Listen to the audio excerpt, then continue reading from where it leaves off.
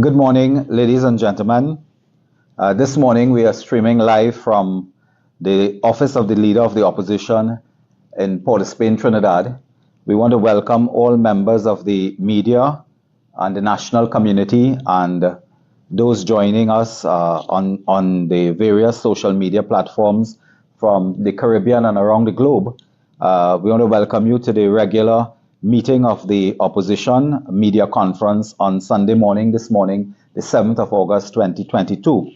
Before we get into the discussions and very serious issues that the opposition wishes to make this morning, I want to take the opportunity on behalf of the Leader of the Opposition, the Honorable Kamla Persad-Bissessar, on behalf of my parliamentary colleagues and members of the United National Congress, to express our deepest congratulations and commendation to Jareem Richards, our heroic 200-meter gold medalist at the Commonwealth Games in Birmingham, England. Jareem's victory has brought great glory to Trinidad and Tobago, to the Caribbean, and to the rest of the world. We congratulate Jareem Richards on this great feat. We also, of course, congratulate Nicholas Paul, the cyclist, and other medal winners at the Commonwealth Games, the entire Trinidad and Tobago Olympic team, the athletic team, in Birmingham for the Commonwealth Games. It is a great morning for us. This morning, a few hours ago, our 4x100 runners also cupped silver at those games, the Commonwealth Games in Birmingham, England. So we want to congratulate all athletes. We want to congratulate the coaching staff, the management, and all who are responsible for this fantastic showing. They have brought jubilation and pride to all citizens of Trinidad and Tobago, and I expect as well the wider Caribbean region. So we congratulate them on behalf of the opposition leader, members of the opposition, and the United National Congress. We're extremely proud of them and wish all athletes great success in the future as they look forward to other global competitive events. Ladies and gentlemen, while our athletes have brought great pride and happiness to citizens in Trinidad and Tobago, we continue to share in the sorrow and the trauma of citizens who, because of government policy, inaction, incompetence, and corruption, has led to further suffering and further hardships for the people of Trinidad and Tobago. This morning, I'm joined by the very distinguished Member of Parliament for Caroni East, Dr. Richard Cicharan, who is indeed our Shadow Minister of Health and will speak to us on some related matters dealing with health and welfare and so on. So this morning, we will be dealing with matters of health. I will later in the proceedings speak on issues of security, of works and infrastructure later in the press conference. So first, I want to introduce our very dynamic Member of Parliament for Caroni East, very educated and professional Member of Parliament. He has been delivering extremely important contributions in the Parliament on matters of health, on matters of welfare and social policy. So I will hand over to Dr. Cicharan at this time. Doctor. Thank you very much, Dr. Munilal. Good morning, all. Today, I'd like to discuss our country's non-response to the emerging monkeypox pandemic that is facing the global community, as well as our non-investment in our public healthcare system. My friends, the World Health Organization has declared the global outbreak of monkeypox a public health emergency of international concern. This rating has only been used by the World Health Organization 7 times since 2007. In fact, in the US, President Biden has given the outbreak the designation of a national health emergency, a rating designed to signify the significant risk that monkeypox poses to the US public. Currently, there are over 30,000 cases of monkeypox across 75 countries and territories. Over 6,600 persons in the US currently have monkeypox virus. The borders are open and people are free to travel as they wish, similar to what happened before COVID-19. Cases have been reported near and far to us. There are cases in the Bahamas, cases in Barbados, Jamaica, and even Venezuela. Jamaica, in fact, this week has confirmed its first local acquired case of monkeypox. And what does that mean? The latest patient in Jamaica has no recent travel history and has not been linked to the previous two cases. So this is an indigenous case of monkeypox in Jamaica, and this is very concerning. The United States has been unable to control the spread of this virus, and many public health experts have stated that monkeypox may become endemic in the population. What that means, it is there to stay. The question now has to be asked, what is Minister Dayal Singh doing to safeguard citizens of Trinidad and Tobago from the monkeypox virus? Minister Dayal Singh made numerous mistakes during the COVID-19 pandemic, and they must not be repeated. If monkeypox takes a permanent foothold in Trinidad and Tobago and becomes an endemic virus here, it will be our worst public health care failure on record. Not because of the pain and peril caused by this disease, but because it is avoidable. Unlike COVID-19, when it first appeared, there are vaccines and tests currently available to stop this disease in its track. But Minister Dayal Singh is failing to act quickly. Instead, he's following many of the same mistakes he made during the COVID-19 pandemic. Minister Dayal Singh's declaration that he has no timeline for the arrival of much-needed vaccines for this virus leaves healthcare workers and the general public exposed. Our nation is unprepared and we are vulnerable to this enormous threat. Minister Dayal Singh must state when and how many vaccines are to arrive in Trinidad and Tobago, and he must do so immediately. Testing must be expanded and we must educate the citizens of Trinidad and Tobago on how to stay safe. Moving forward, I'd like to speak about how we can educate, screen, test, and vaccinate our citizens. There are vaccines and treatments originally developed for smallpox that can work on monkeypox. Monkeypox can cause significant pain to those exposed. The risk of death is higher in younger children and those that may be immunocompromised. The telltale signs are sores on your skin that looks like pimples or blisters. Other symptoms include fever, headache, muscle aches, swollen lymph nodes, and exhaustion. The disease typically lasts around 2 weeks. Monkeypox spreads from direct physical contact, skin-to-skin contact. The virus can also spread through contaminated surfaces such as clothes and bedding. And although the virus is afflicting mostly the gay and bisexual men population, nothing limits its spread to the general population. So far, globally, 98% of cases are among men who have sex with other men. Minister Dayal Singh has struggled with this fact and acknowledging these factors, fearing that it could stigmatize the gay and bisexual community. But part of a proper healthcare response is targeting the people that are most at risk and at riskiest activities, and that requires an honest assessment of what is happening. Minister Dayal Singh must initiate a comprehensive public healthcare education campaign to educate not only the average citizen in Trinidad and Tobago, but those at highest risk. These individuals must know the signs and symptoms of monkeypox and be aware of the need for isolation and medical care. This was done during the HIV and AIDS campaigns, and safe sexual practice must be emphasized, including the limiting of sexual partners. Condoms must be distributed freely to those at high risk, and hand washing protocols must be recommended. Mask wearing is also effective. We must not go down the road of Jamaica, which has recorded its first unknown case of unknown origin. We are all at risk of infection. It is very easy to contract the monkeypox virus. It can be done by giving someone a high five, a hug, a kiss, or even playing sports.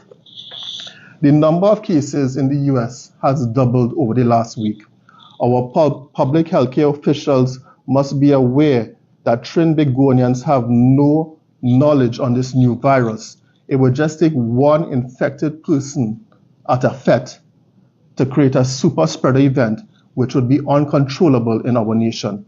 We must aggressively screen, test and vaccinated those that are at risk. This is a mammoth undertaking, and I must emphasize that we are still in the COVID-19 pandemic. Minister Dayal Singh must now allow someone with infectious diseases expertise to manage and give leadership to this latest national threat. Minister Dayal Singh has failed this country during the COVID-19 pandemic. I would like to simply refer to the Easter weekend fiasco of 2021, the banning of rapid antigen tests for over 1 year during the COVID-19 pandemic. We were the only country in probably the entire world where you could not go to a pharmacy and buy a rapid antigen test. I think the only other country was probably North Korea. And the botched procurement of safe and effective vaccines in a timely manner for the citizens of Trinidad and Tobago. Given the ongoing state of new and pre-existing threats to our nation, I am calling for the appointment of a Director of Infectious Diseases for Trinidad and Tobago. This person would be the point person tasked directly to ensure that local health authorities have enough tests, vaccines, and antiviral treatments to fight infectious diseases that may enter our borders in coming months and years. A Director of Infectious Diseases will also help to educate the public on these new viruses.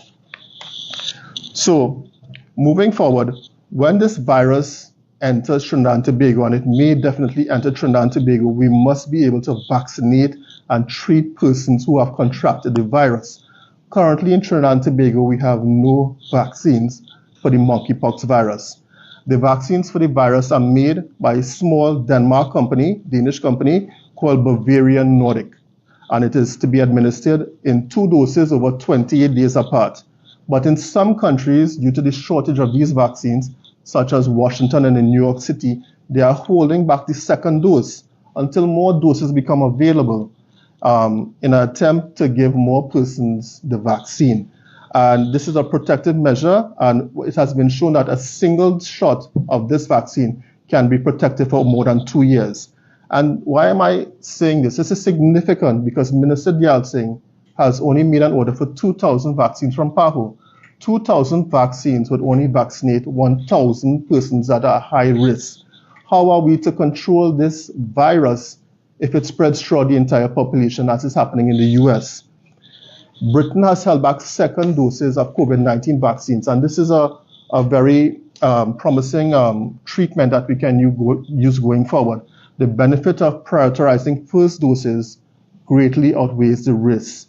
Minister Dayal Singh has ordered vaccines for PAHO for healthcare workers and persons or contacts of persons that have tested positive for monkeypox.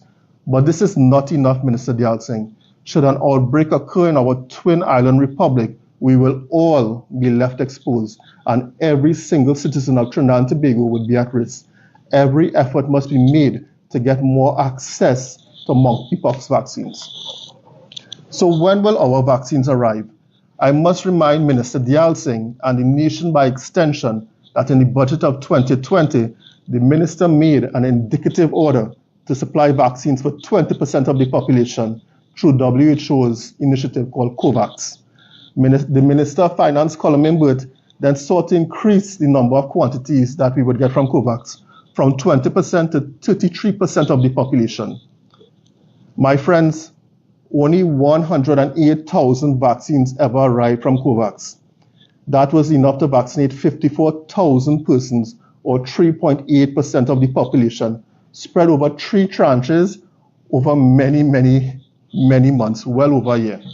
And while this nation was in strict lockdown during early 2021 due to the non-arrival of these vaccines from COVAX, the Ministry of Health then had to seek vaccines from the Barbados government, the Indian government, the Chinese government, and the African Medical Supplies Platform. COVAX, under the umbrella of the Gavi Alliance, was unable to deliver what they promised to many poor and developing nations. At the time, I told Minister Dayal Singh he was putting all his eggs in one basket. My friends, we should not entirely rely upon PAHO and the WHO for our vaccine supply to combat monkeypox. The World Health Organization has created a new vaccine sharing mechanism to stop the outbreak of monkeypox. And this program is based on countries' epidemiological needs, very similar to COVAX mandate. And as we saw with the COVAX initiative, rich countries bought up most of the world's supply of vaccines. And the COVAX program continuously missed all of its targets. To date, only 17% of people in the poorer countries have received one dose of the coronavirus vaccine. And some experts fear that the exact same thing will happen with monkeypox. There are already attempts and reports, that the WHO has failed in acquiring doses from the manufacturer, and rich countries' promised doses may not materialize. Rich countries will continue to protect themselves while people in the global south suffer. The reason we are one of the first countries to make an indicative order through PAHO is that many countries have lost confidence in these agencies to deliver vaccines and have gone straight to the manufacturer instead. Minister Dayal Singh's reliance on PAHO for monkeypox vaccine has again put Trinidad and Tobago at the back of the line in order to purchase directly from a manufacturer. This is the exact same mistake he made in the procurement for COVID-19 vaccines.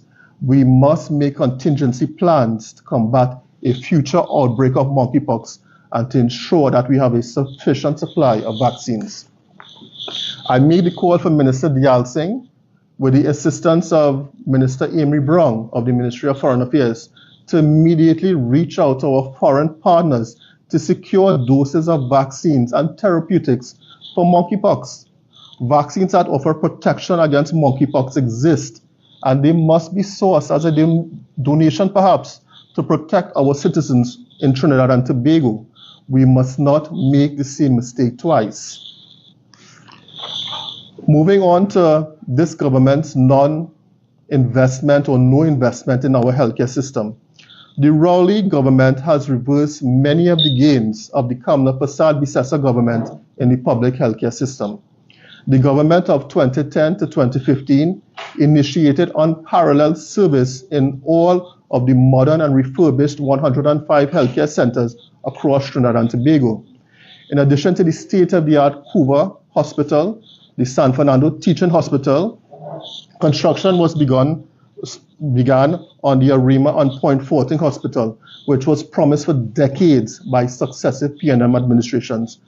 The Kamla Persad-Bissessar administration added over 700 hospital beds to the nation's bed supply. And this is even more critical during a COVID-19 and a monkeypox pandemic. Improved healthcare was given to babies, pregnant women, and infants. Infant mortality rates decreased markedly. More patients are benefiting now from cardiac care and dialysis treatment than any other time before in Trinidad and Tobago. The Kamla Persad-Bissessar government was delivering on its stated goal of fostering a healthy population with personal health and well-being at the center of national development. We must reduce lifestyle diseases and improve well-being. World-class facilities were being built and outfitted with modern equipment, adequate drugs and supplies, and skilled professionals. My friends, fast forward to 2022, and the CIMONGL report has told us of staff shortages being common, of doctors and nurses having to perform non-medical functions and being overworked to the point of exhaustion. Poor working conditions were highlighted, and nurses were made to perform long hours in PPE. The UNC has consistently called on the hiring of additional nursing and doctors in our public healthcare system to combat COVID-19 and now the monkeypox pandemic. The fact that a single nurse was assigned to as many as 30 patients speaks of the systematic failure to provide adequate healthcare resources. The lack of foresight to order basic drugs essential drugs for COVID-19 was yet another indictment on Minister Dayal Singh's tenure. Doctors had to cope with shortages of midazolam, methylprednisolone, and propofol. Dexamethasone was used in cases where methylprednisolone was indicated. I asked the question, how many of the recommendations of the Seamongle report have been implemented or will be implemented after the next budget? Why did over 4,065 persons, citizens of Trinidad and Tobago, have to lose their lives to COVID-19? And how many more could have been saved? I make the call to the Minister of Health to make the necessary budgetary allocation for the purchase and adequate supply of reformulated COVID-19 booster vaccines from Pfizer and Moderna in September of 2022, pending regulatory approval. These new reformulated vaccines will perform better against the now dominant and extremely contagious Omicron subvariant BA.5 and BA.4. This is currently in community spread in Trinidad and Tobago and is capable of evading antibodies and even vaccines. Studies suggest that after a primary series of vaccines, people should get a booster every 6 months. Currently in Trinidad and Tobago, we only have access to the Sinopharm and Johnson & Johnson vaccines as booster shots. All Pfizer vaccines have expired in Trinidad and Tobago. The Sinopharm vaccine, which was formulated against the original coronavirus, the Wuhan strain, is not as effective against the Omicron BA.5 strain as it was against the original strain. So using it as a booster shot is not really effective. And the Johnson & Johnson vaccine has even more issues associated with it. In the United States, the U.S. Food and Drug Administration, the FDA, has actually limited its use in the United States. The FDA said in a statement that the change was made due to the risk of a rare and dangerous clotting condition called thrombosis with thrombocytopenia syndrome after persons have received the vaccine. So giving this vaccine is really an ethical choice that a doctor has to make, knowing that someone could possibly get this possibly fatal condition. It should be noted that the Ministry of Health has refused to order the antiviral drug Paxlovid from Pfizer and used by President Biden just a couple of weeks ago when he contracted COVID-19. Clinical trials of Paxlovid show that it reduces the risk of hospitalization and death by 88% when given within 5 days of symptoms. So the Minister of Health must make the appropriate allocations in the upcoming budget to procure booster shots for COVID-19 as well as antivirals that can save persons' lives. These therapeutics will save persons' lives and decrease hospital admissions. Just a couple days ago on Friday, the Ministry of Health reported over 309 new COVID-19 cases and 4 deaths. 166 citizens were warded at hospital. Paxlovid, which has been on the international market for months, would have saved probably have saved all of those 4 lives and reduced every single hospital admission that we currently have in Trinidad and Tobago. The chief medical officer is on record a few months ago saying a cost-benefit analysis has to be done in order to determine the feasibility of purchasing these life-saving drugs. My question to the CMO is this: how much does it cost to have 166 persons in hospital over a protracted period of time when all of them could have been home with mild or no symptoms? Order Paxlovid now for the citizens of Trinidad and Tobago and save lives. My friends, the Rowley government has rolled back all of these purposeful achievements and benefits made by the Kamla Processor administration. And now to add insult to injury, Prime Minister Rowley is blaming the opposition for his pathetic non-performance and reckless neglect of the critical public healthcare system. Prime Minister Rowley has continuously failed this nation and has run a horribly failed government. And we are asking that the procurement of drugs and booster shots for citizens of Trinidad and Tobago happen in the next budget. I thank you.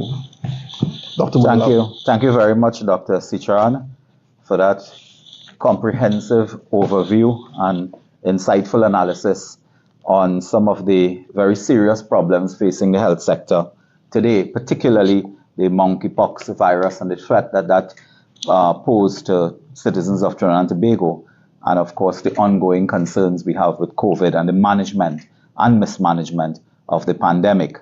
And of course the very important recommendations that Dr. Sicharan made in terms of the procurement of drugs and the institutional strengthening of the Ministry of Health and related agencies. This morning I would begin my own presentation with the theme that we are now at the point where the government has lost control. The government of Trinidad and Tobago has lost control over the economy, over the society, over our international relations. In fact, I think 2 or 3 days ago, Minister Stuart Young met in Venezuela with an individual who has been identified as an international drug trafficker and is sanctioned by the United States government. That, I believe, is really the culmination of their international relations policy as it relates to Venezuela and the rest of the world. So the government has lost control. They are now going to spend millions of dollars on fireworks to disturb and injure our pets and our community. They are spending millions on FET while the Minister of Works, the embattled Rohan Sinanan, admits that he has no money to fix potholes and roads. Today, we are hearing that the government is also taking action in the court to ensure that the payout to former governor of the central bank, Joala Rambaran, that payout is made secret, to use taxpayers' money to pay in a court case, but to have secrecy so that the taxpayers will not know how much money will be paid to the former governor. Today as well, TSTT is in the most amusing but tragic position where they have taken public monies to go to court to argue that TSTT is not a public entity. Spending public monies to argue that they are not a public entity. This would have been amusing had it not been tragic. And that is where we are with the governance of Trinidad and Tobago. We have a situation where residents in Mamoral, they are now beaten cable thieves. The police is not apprehending, residents are apprehending and handing over to the police. Now those residents have to be careful before the police charge them for assault and battery. But that is the state of a country where the government has lost control. We read of persons stealing cable wires and so on in full view of residents and full view of law enforcement. We ask again, where are all the CCTV cameras? Today, gang warfare, home invasions are at an all-time high.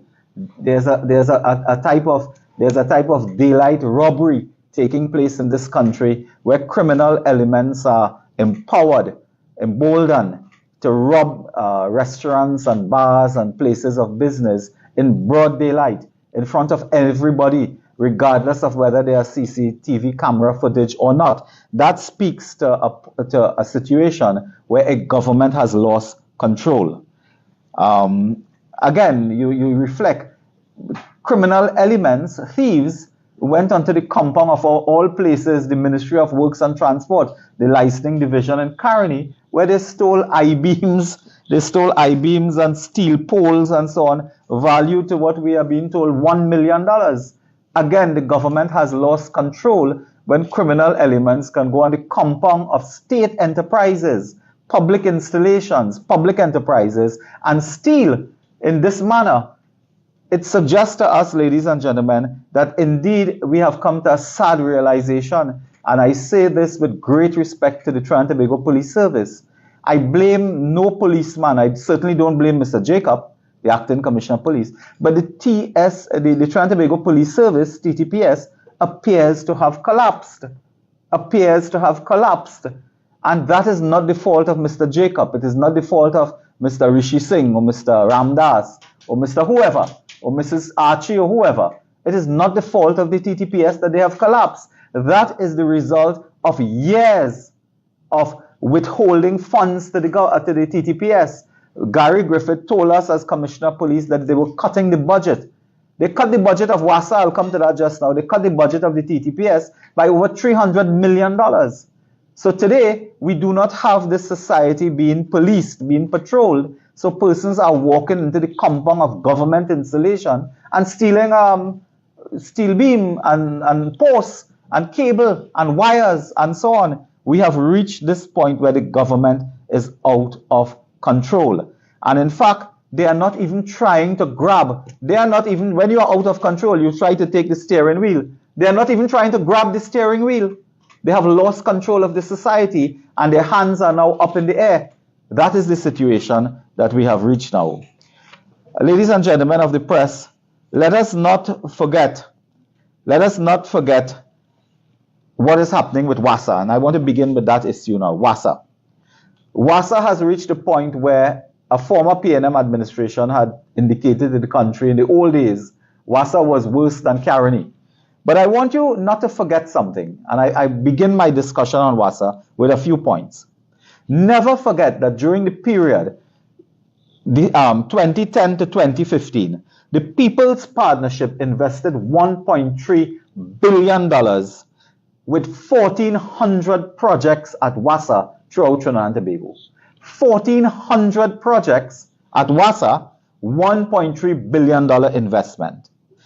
We were proud in 2015, but that by 2015, 72% of the country had a 24/7 supply of water. I repeat that, 72% of the country had a 24/7 supply of water. WASA was on a clear path. There was an investment plan for the remaining 28% on a scheduled supply to receive 24/7 supply of water by 2018. That was the objective of the Partnership Administration. By 2018, 100% of this country would have a 24/7 supply of water. WASA, believe it or not, was deemed to be the most improved state enterprise by the Maury polls, a polling institution from England that was first recruited by the Patrick Manning administration. When they did their surveys in 2014, 2015, the most improved state enterprise was WASA. Believe that. Ladies and gentlemen of the media, since 2015, we have not seen any significant capital investment in WASA. There has been no investment in WASA, only talk. As one writer said today in the newspaper, 7 wasted years of no investment in WASA. Under our administration, there was a direct impact and correlation between the 1,400 projects, investment and improvements in water supply. All 41 constituencies benefited. Today, just a few months ago, at a joint select committee in Parliament, the customer service manager of WASA went to the Parliament to indicate that as of 2 months ago, this country and WASA experienced 16% of the population was receiving 24/7 supply of water. So we have moved from 72% down to 16% receiving a 24/7 supply of water. That is because there has been no investment. Only talk, demonizing the workers of WASA, because the PNM and the government approach was to close down WASA from day one. It was to go after WASA as they went after Petrotrin. This is why they cut the budget of WASA by $350 million to ensure that there were no projects. I want to remind citizens on an important matter. When Rowley administration started in 2015, they said that the former administration of Mrs. Prasad Bisesa, we were outsourcing in WASA. We were using contractors to fix roads and leaks and so on. And they could do it in-house. Remember that? They were saying they could do that in-house. We could do everything in WASA in-house. What have they done in-house? Today, WASA has now indicated, and the ministry too, there are 50,000 leaks. I mean, to think of 50,000 leaks on an island, this island of Trinidad and Tobago, the islands, well, we are in Australia. It took to just account 50,000 leaks. WASA has 50,000 leaks. And they said in 2015, we could do it in-house. I think all of them should have been in an outhouse for saying that. They said that we didn't need the external contractors. They were making money and WASA spending money and so on. Do you know today, I want to tell you that there's a contractor in WASA. I will call the name tomorrow. I will announce the board of directors of that company tomorrow night at the Monday Night Forum. We also have a Monday Night Forum as usual. I'm speaking there. And I will indicate the name identity of a company that has made $200 million supplying truckborne water.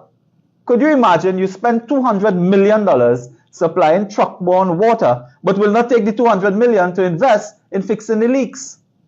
And the amount of potholes in this country and bad roads is also related in part to WASA.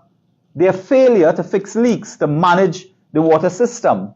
So they have made no capital investment, ladies and gentlemen, on the aging infrastructure, on replacing pipelines, on upgrading technology, on new wells, drilling. This is the only country where it will flood every part of the country, but it can't flood in our WASA well, in our WASA reservoir. The WASA dam could never flood, but every part of the country could flood. This is the reason. The reason is because they have made no investments.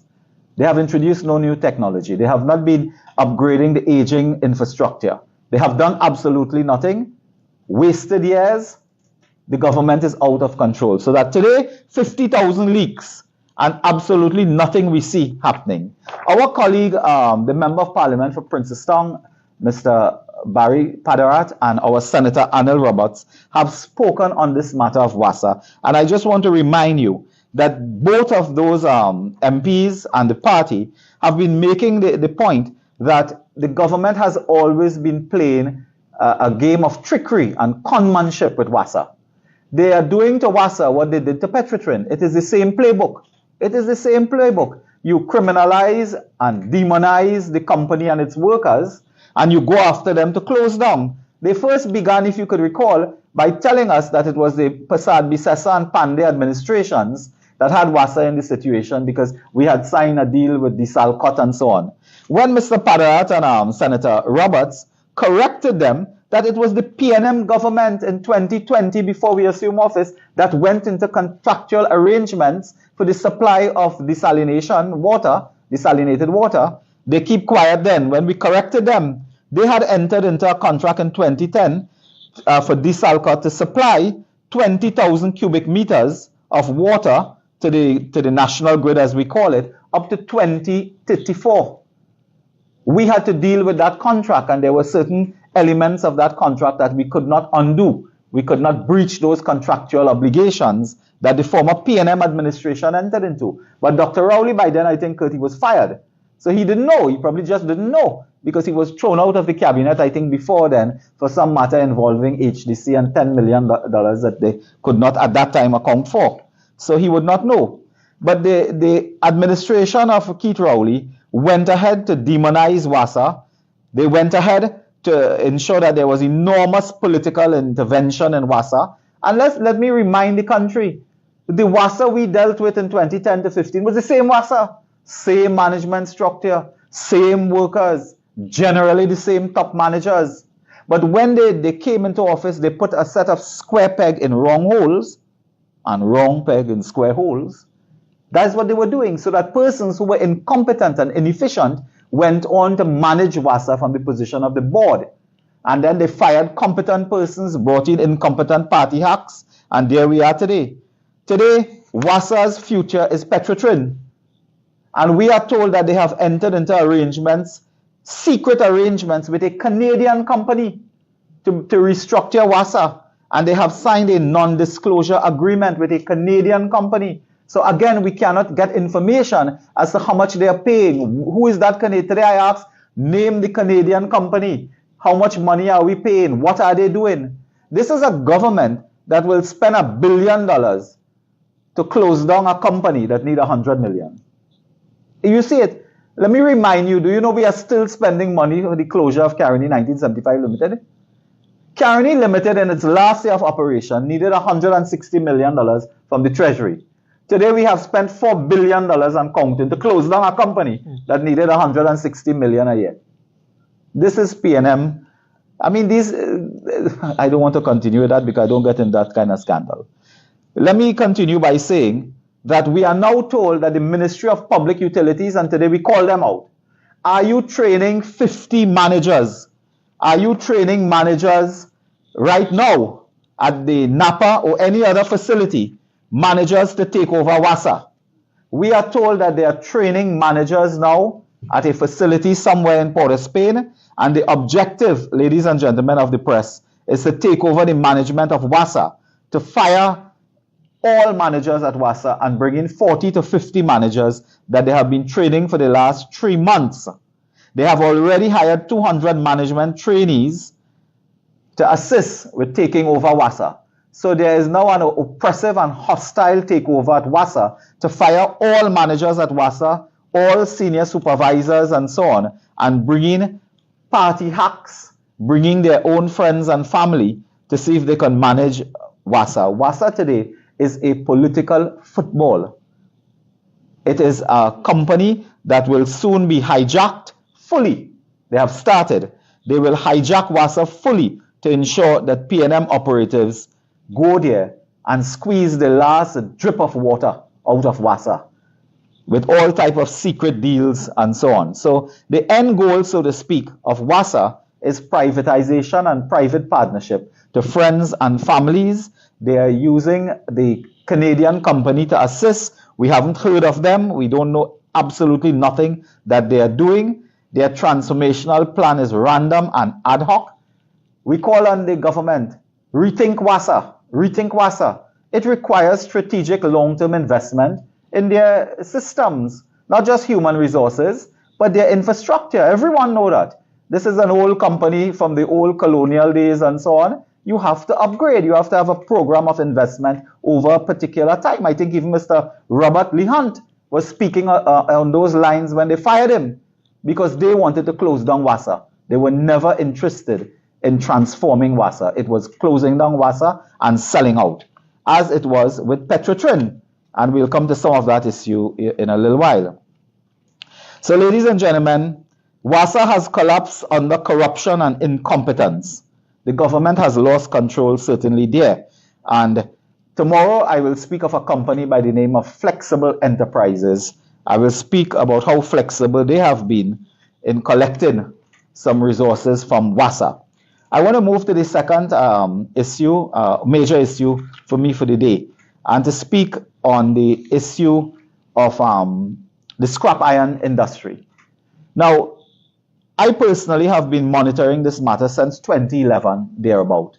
When we were in office, the Scrap Iron Dealers Association came to us, identified certain problems and so on. The ministers at that time involved are always ministers of national security, ministers of trade, but as leader of government business at the time, I participated as well to understand some of the issues because it involved legislative change, it involved regulations and so on. I can tell you in the 7 years they have been there, they have done absolutely nothing to regulate this industry, to deal with the scrap iron dealers, to address some of the areas in this industry that can lend itself to criminal activity.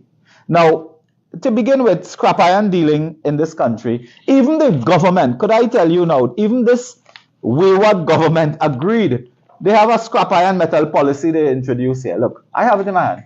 They have agreed in this policy that this sector is a growing sector. It is responsible for increasing foreign exchange. It raises scarce foreign exchange. It employs low-wage, low-income workers in lower-level occupations. They have agreed that this is a critical sector in the emerging economy. Today, they agree that it's a critical sector and they're looking to close it down. Today, the government of Trinidad and Tobago says that the scrap iron industry is critical. It employs thousands of people, low income, low wage. It generates critical foreign exchange. It is an export-driven industry because we don't have a market here for scrap iron. Everything is exported. They have admitted this, and in the next breath, I hold the next one, 6-month export ban on scrap metal. What kind of mad, crazy, insane government we are dealing with? A government that has lost control. So it is a critical sector that you are closing down. And you say you are closing down for 6 months, but we all know there will be no regulations, no change of law, no new regime in 6 months. If they close down, they will close down for years. This is a recipe for the criminalization of Trinidad and Tobago. This will lead to further criminal activity. This will lead to loss of income. Those businessmen in this sector have invested millions and millions of dollars. They now stand to lose that. It is a lot of small and micro businessmen involved here as well. They are looking to lock down a sector that is critical for economic diversification and expansion. Yes, we have a problem. Cable thief, wire, steel. But you can regulate it as the government of Jamaica did. Look, I have here in my hand, look, I have it. This is the Trade Act, regulations pursuant to the Trade Act of Jamaica 2013, in which they have a comprehensive body of regulations. It's called the Scrap Metal Regulations 2013. Man, Jamaica could do it. We can do it. 7 wasted years, you couldn't do that. Look at this. And you know what caught my attention when I was reading this? From the time you reach page, what is this? 5. Restriction on exportation of scrap metal and other metals. All they said is we will license you, put you under an extensive, stringent regime, but you can export scrap metal. You can export anything you want. Today, Trinidad and Tobago, backward government, they are saying, close down the scrap iron industry. Put everybody on the breadline. More criminal activity. More. While you can identify these things and say, listen, copper wire is the issue, we will get a regime to deal with that. Scrap iron is an issue, we will deal with that. But the government has no clue. So could I make an amusing comparison? We have discovered that people are stealing AD Wagon. They say that's the #1 car being stolen. Let's ban the importation of AD Wagon because people thief in it. You cannot think like that. You can't ban everything people thief in. You cannot do that. You have to police the society, patrol the society. This is the responsibility of Fitzgerald Hines. This is his responsibility. So because people stealing copper wire and scrap iron from the Ministry of Works and manhole cover, you go ban the export of that? This is the work of the police. It's the police.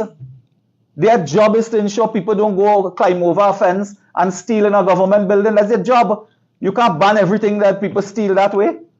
So people stealing cars, we should ban all these companies from selling cars because it's being stolen. You can't think like that. That is reactionary. I mean, this is downright stupid to think that way. So the Trinidad and Tobago Police Service has collapsed.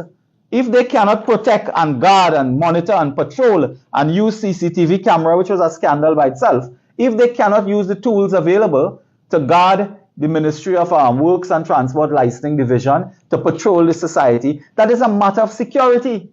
It is not a matter that you have to ban the export of commodities or you have to close down an industry that is critical. It is a matter of policing. And the police commissioner, national security minister, and law enforcement must come up with an action plan to deal with these characters involved in this sector that are stealing manhole cover. The prime minister said, you know, people could walk into a manhole and fall down and break their neck and so on because thief in the cover. But your job, prime minister, if you could get over some domestic problem you have, your job is to ensure that the society is well policed and patrolled so people can't walk around the place and pick up a manhole cover as if they're Captain America and walk around the place with a shield. So the job of the police is to police. That is their job. The country cannot ban every sector because people stealing things. And when you read of these cases, I mean, look at these things. I have it in my hand here. I have it in my hand. Thieves hit another WASA facility. They steal electrical cables. Look at this. Thieves cut off 1.1 million in material from WASA site. Cable thieves hit WASA booster station. No water for people. Cable theft. WASA condemns vandalism. Guards tied up. Cables stolen from WASA Trincity plant. I mean, what is happening in a society that people just walk into a government compound and thief anything they want? That is because national security has collapsed. And Fitzgerald Hines made a fascinating comment a few days ago. I believe it was in early August, a few days ago at a press conference. He said this matter has nothing to do with larceny. It has to do with sabotage. So somebody is sabotaging the country, according to the minister. Not larceny, not plain theft, but they are sabotaging. So these are terrorist elements of some kind in the society. But the role of Fitzgerald Hines is to deal with this. Or is he convinced of his own propaganda that he is not responsible for the security of citizens? So, ladies and gentlemen, this is a sad state we have reached when a government has lost control. Today I call on the government to swiftly bring legislation to amend, revise, repeal the old metal and marine ordinance of 1904. We are dealing with legislation from 1904 for the scrap iron industry. We need to repeal, to revise. We need to introduce regulations for that sector immediately so that the sector can blossom, but in a regulated context and in a regulated environment. That is the challenge that we face today, a challenge that this government, jump high, jump low, cannot meet because they have proven to be incompetent. In fact, this morning, I had the horror of reading a daily newspaper where a leading officer at the United States Embassy, citing a report, July report by the Department of State in the United States in Washington, said that Trinidad and Tobago, I have the thing here, right here. Imagine they have concluded, the United States government. This is after Stuart Young was Minister of National Security. Fitzgerald Hines is Minister of National Security. The government of Trinidad and Tobago does not fully meet the minimum standards for the elimination of human trafficking. I mean, what could be more damning and condemnatory? The government of Trinidad and Tobago does not fully meet the minimum standards for the elimination of human trafficking. This is a report in an interview today. They say unless significant progress is demonstrated, Trinidad and Tobago rank, ladies and gentlemen, we have a very low ranking. They have a tie system of putting rank and so on. But the long and short is we do not meet the minimum standards for eliminating human trafficking. Could I remind you, because I am one of the folks who were there 2010 to 2015, when we were in office, the partnership government under Mrs. Prasad Bisesa, we established a counter-human trafficking unit. I remember very well that time. It was under former Minister John Sandy. He was minister. As a result, Trinidad and Tobago moved from Tie 2 watch list to Tie 2 on the United States USA report on human trafficking. We had moved up in the grades. This is due to our efforts in the area of counter-trafficking. The unit charged 10 persons with human trafficking and rescued 13 persons who were victims of human trafficking in 1 year. That unit. We introduced the Trafficking in Persons Bill. That is now the Act of Parliament. Do you know recently that same Commissioner Jacob, in referring to human trafficking, were charging people under the bill, under the act passed by the People's Partnership. John Sandy again was there. I remember that. The Trafficking in Persons Act 2012, I believe it was. This bill provides the legislative framework to suppress and punish trafficking in persons, particularly women and children. That was our job when we were there. 7 years, they could not take that and carried it from charging persons to convicting persons. And that is the problem we face. And the report by the United States administration from Washington. Do you know what is amazing in this report? It speaks to official complicity. It speaks to official complicity, suggesting that one of the serious problems why we cannot meet the minimum standards is because persons in law enforcement, in government, not just law enforcement, official complicity means political office as well. Persons in political office and law enforcement is involved in this matter of human trafficking. How much children go missing? How much under this administration? And this report is saying the problem is official complicity and complacent. They are complacent. They don't want to do nothing. They know what has to be done, but they do not desire to do it. This is a shocking expose. And I ask citizens of this country to please read this article in a daily newspaper today. So the Ministry of National Security has collapsed on itself. The government is out of control. And this is why people are walking around all over the place with a bag and just stealing anything from any government ministry or state enterprise. The final matter in closing, of course, is a local matter to me, but a national issue. It is the inaction of the Minister of Works and Transport. I wanted to repeat this morning a matter I had raised concerning the death of persons involved in car accidents and crash at the end of the highway in Debe, an area that is both in the border constituency of Arapooch East. My colleague from Arapooch West, Mr. Tanku, has also spoken and written on this matter and called on the Ministry of Works to take immediate action. I just want to indicate to you this morning that when the highway was being constructed under the partnership, the highway was never meant to end in Debe. It was never meant. The highway to Point Fortin is not a Debe. We did never build a highway from San Fernando to Debe. So there was a temporary termination point. Temporary. It was not meant to survive there years and years and years.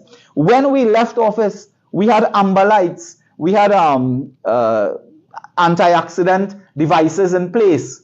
We had barrels with flickering lights and so on. We had signage, everything in place because it was meant to be temporary. Do you know after 7 years, they cannot build an inch of highway from Debe. They cannot move there.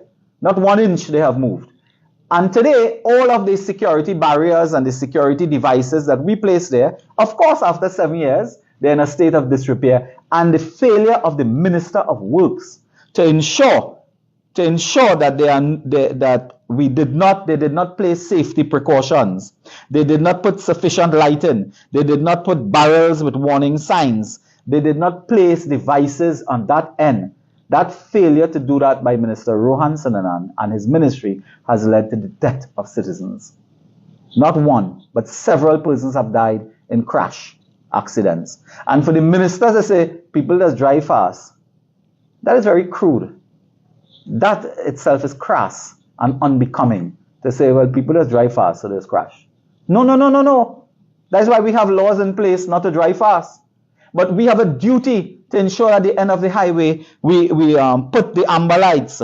We put the barrels with the flickering lights. We ensure that persons coming, for example, will see signage in day and night to tell them that the highway is coming to an end.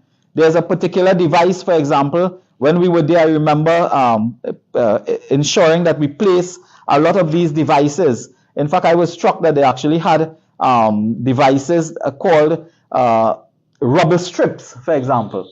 There's something called rubber strips, an important road safety feature that alerts motorists of potential danger by vibrating their vehicles before they reach the danger.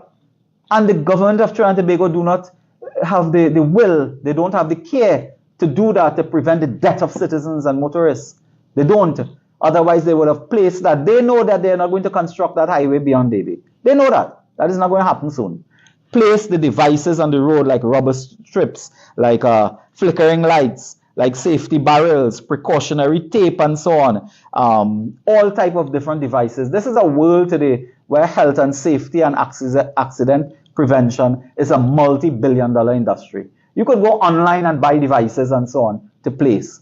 The Minister of Works has a responsibility to prevent death and injury on the road.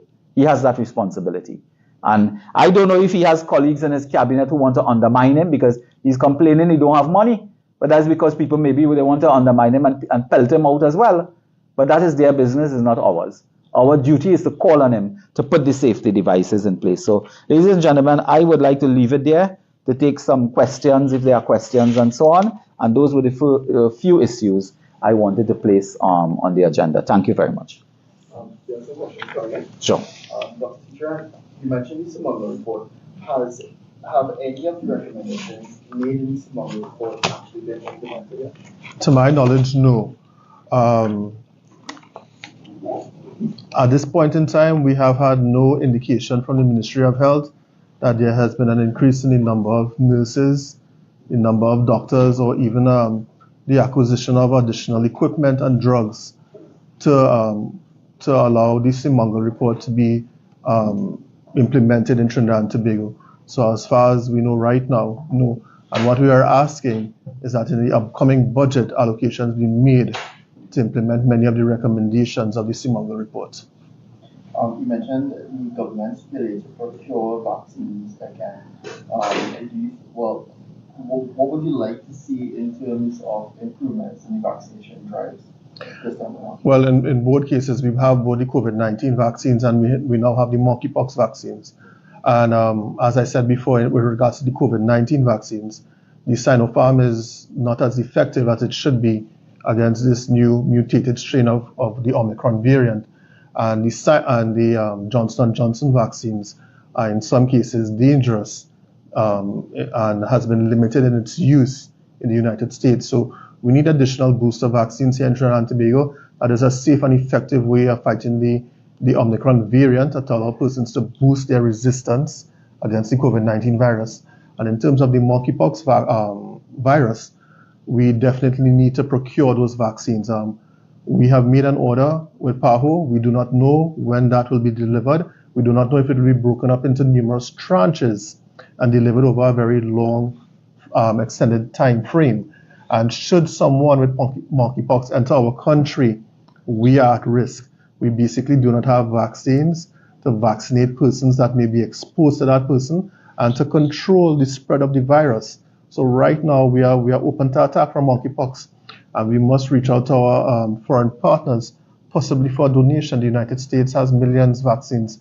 Many of the European countries have millions of vaccines, and they are keeping it for their population. But we need to reach out to these foreign governments and ask for a donation, because we do not know when we would get that order of 2,000 vaccines from PAHO. Dr. Munilal, you mentioned WASA entering into a non-disclosure agreement with a Canadian company. Is it legal for WASA, being a state enterprise, to enter into a non-disclosure agreement? Well, a lot of things that the state enterprises do now, whether it's WASA, TNTech, Heritage, and so on, are matters that are challengeable in court. I am not sure that as a state enterprise, WASA, statutory authority, WASA, can involve itself in this type of arrangements where they spend taxpayers' money and hide behind a non-disclosure agreement. I believe that that is something that can be challenged in Parliament, certainly, but also in the courts. But as I said before, WASA's problem there is that this government wants to close down. They don't want to transform. We were interested in transforming. That's why we made a $1.3 billion investment. That's why we had 72% of the population getting water 24/7. In fact, I would ask Minister Sinanan now, is there any truth to what we have read on social media? Is there any truth that in a conversation between Minister Gonzalez and Minister Sinanan, one told the other, there's no need to transform water, let me close it down, WASA. There's no need to transform WASA. Let me close it down and make some money. Is that true? Did any one of those persons say that? I'm asking the question. Did any one of those ministers involved indicate to each other that let's don't waste time transforming WASA, let's just make some money by closing it down? Was that said by any cabinet minister? And that is the heart of the matter here, that they are never into transforming, they are into closing down because they want to make money from the closure. Speaking of closures, the decision by the government to stop the scrap iron the industry for 6 months, do you think that will only just fuel the black market more and potentially increase criminal activity? That will certainly increase criminal activity, and I'll tell you why. The persons who work in that sector are low-income elementary workers. They have no other source of income. The scrap iron industry provides income, it provides jobs, it provides, resources and so on. And those persons, once they're on the breadline that way, that could lead to an increase in criminal activity. Yes, you will have an export ban and so on, and persons can't export scrap iron, but that by itself would lead to massive unemployment. That would lead to economic downturn. That will lead to further collapse of the economy and crime, and it will lead to crime, because the problem here is if a man is stealing cable, right? You say don't export cable, so he will stop stealing cable. He will steal something else. He might, I don't know what he will. He might steal pedigree dog or cat or something, but they will steal something else, steal parrot, steal something, because if people are stealing and you ban the sale or export of something, they will steal something else. The issue here is you have to police the society. Why is it with patrol cars, the TTPS have to beg a mechanic in a village to fix a car free? Because the TTPS now, they are being squeezed financially. Former Commissioner Gary Griffith spoke of this. They have been on a deliberate policy to disinvest, so to speak, in the TTPS, to reduce their funding. They cannot pay police overtime. They cannot pay extra duties. They cannot pay outstanding monies to policemen. They cannot fix cars. They cannot increase the patrols. And they closed down all the programs that the partnership started, like community patrol programs, all our task force, our E999, all that type of thing. They closed down, shut it down, send back the helicopters, so you cannot use helicopter support, aerial support to fight crime. So this is why the criminals are having a field day today. And in fact, there's only, I am telling you, I don't want it to happen, but there's a matter of time before the criminal elements break into police compounds and start stealing police vehicles. There's a matter of time before they start stealing devices from police. And that is where the government has reached. The government is out of control. At his last press conference, Mr. Hinds suggested that the recent copper theft may be politically driven. How do you respond to that? Well, I don't know how to respond to that. I mean, I don't know which is he accusing a political party of selling copper wire to raise money for political activity? Is he saying that a political party want to sell scrap iron and manhole cover and so on? Is he saying there are politicians who involved in that? What is he saying? What is the objective? I know of no political colleague I see walking around the place with copper wire, on their back. So Mr. Hinds is really being Mr. Hinds. I leave it at that. We saw this week, again, you mentioned members of the government meeting with potential drug traffickers and so on. We saw Mr. Young this week meet with Mr. Tariq Al-Alassami. As of 2019, Mr. Al-Alassami is on the list of 10 most wanted fugitives by the U.S. State Department. He has been accused of drug trafficking and narco-terrorism.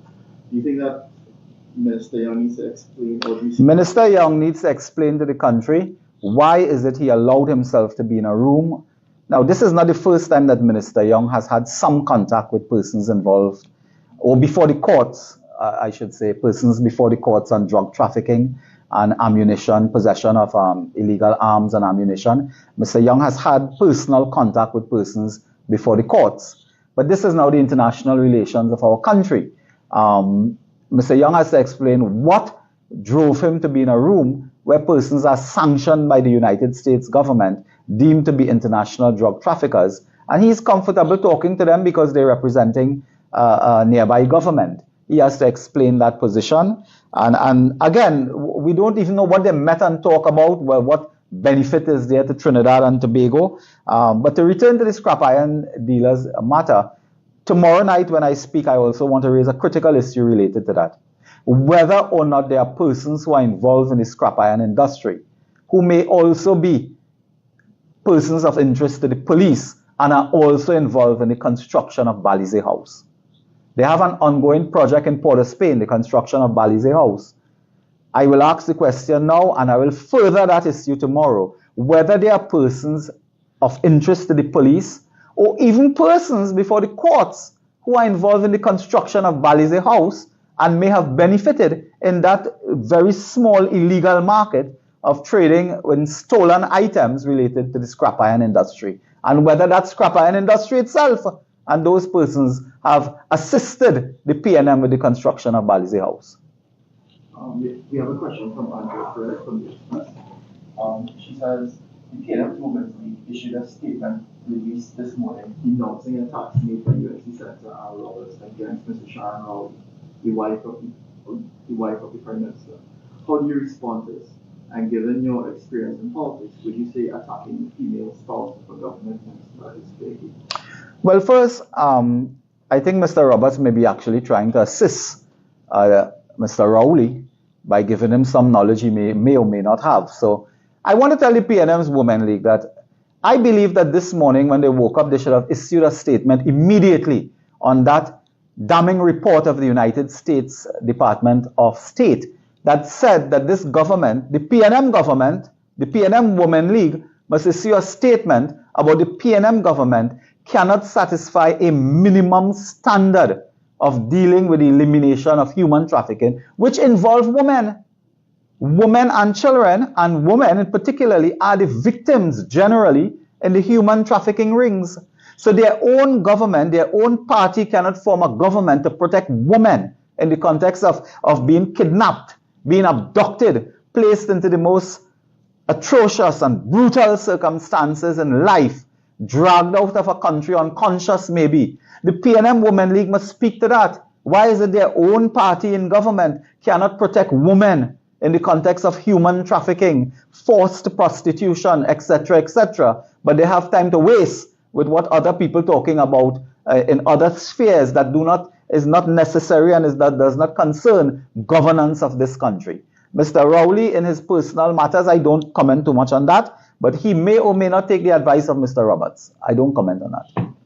That's all the question. Thank you very much. Thank you very much. And good day. Well, thank you all very much for the opportunity to speak again. Want to remind the national community and the media that it is an extremely busy week for the UNC. Tomorrow night we have our Monday night forum, which will be live on the social media and emanating from San Fernando. And on Friday, the 12th, I believe it is, on Friday we are having a UNC Appreciation and Family Day at the water park in Debe. We invite all our members, supporters, activists to come out. It is a function where it's a cooler function. You bring your refreshments and so on. And we're inviting all our folks, supporters, activists to join us around 12 midday for a major appreciation and family day. And you can look on the social media sites, UNC sites, and so on, and you will see details of that event. So it is a very important week for us as we say thank you, as we join together as a UNC family. So we look forward to seeing all our supporters, members, activists at the Debe Water Park, 12 noon on Friday coming, Friday the 12th of August.